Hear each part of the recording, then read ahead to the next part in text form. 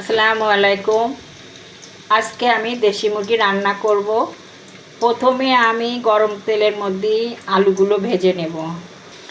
আজ বাসায় কাজের মেয়েটা আসেনি, ভীষণ সমস্যা আছে, তাই কিভাবে এই রান্নাটা করব দ্রুত সেটা আজ আপনাদের দেখাবো।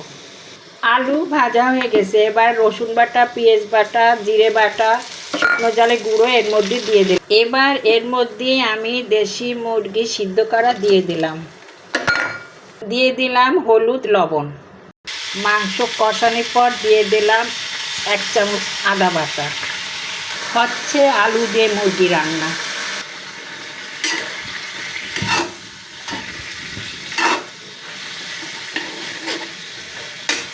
এর মধ্যে দিয়ে দিলাম দারচিনি, এলাচ। এবার দিলাম ঝোলের পানি।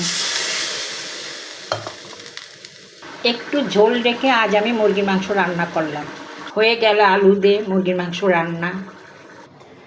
এই ধরনের রান্না আপনাদের কাছে কেমন লাগলো আমার বন্ধুরা বলবেন।